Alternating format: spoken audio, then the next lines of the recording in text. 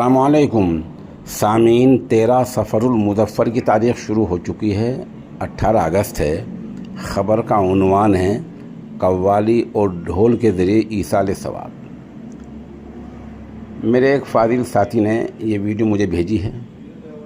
मुझे नहीं पता अभी तय्यीन ये वीडियो कहाँ की है, लेकिन जो तरीक़ा इख्तियार किया गया वो हद दर्जे गलत है। हद दर्जे गलत है कि मय्यत घर से निकल रही है और कव्वाली गाई जा रही है।